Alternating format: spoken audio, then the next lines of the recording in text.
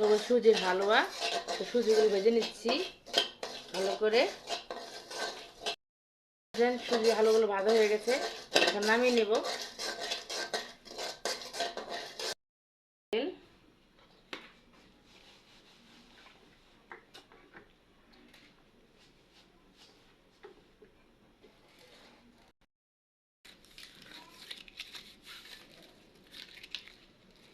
এখন দিয়ে দিচ্ছি তেজপাতা,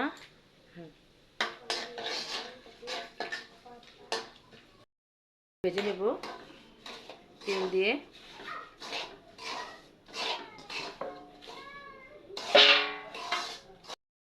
করে ভাজা হয়ে যাচ্ছে।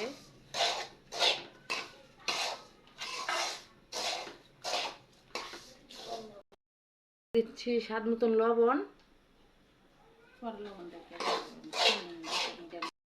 চিনি,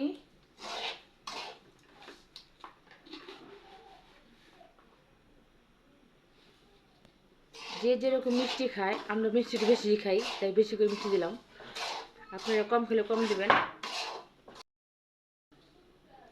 চিনিগুলো দিয়ে ভালো করে নেড়ে চেড়ে ভেজে নেব।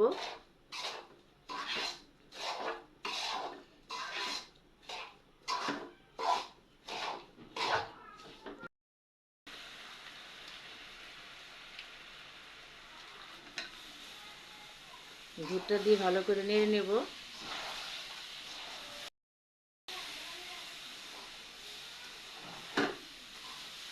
দুধটা বড়কে এসে ছুটে নিই, এখন গলে যাবে। দুধ দিয়ে দিচ্ছি।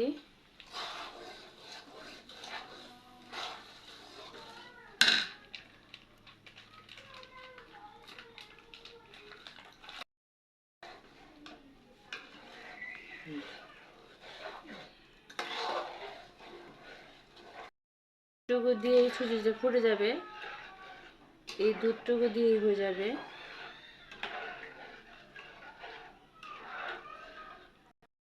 দেখুন এটা দিয়ে পানি শুকিয়ে গেলে এই পানিতে হালুয়া হয়ে যাবে।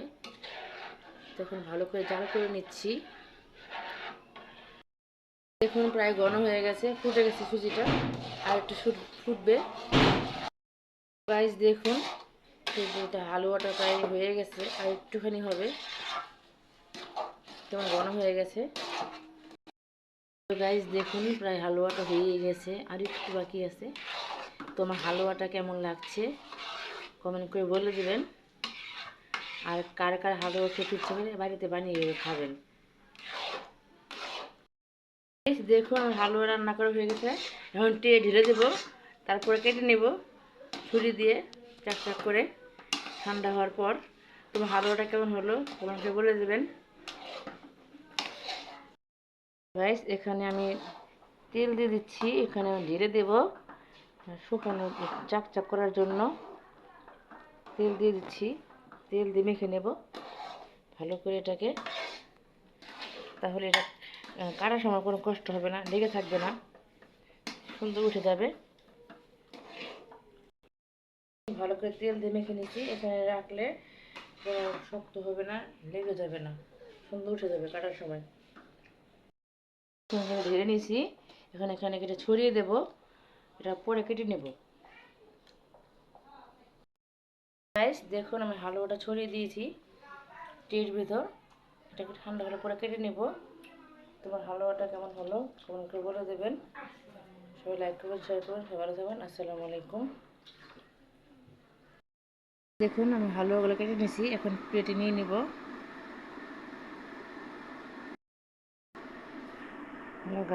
হ্যালো গাইস দেখুন হালুয়াগুলো আমি কেটে নিয়েছি, এখন প্লেটে নিয়ে নিলাম।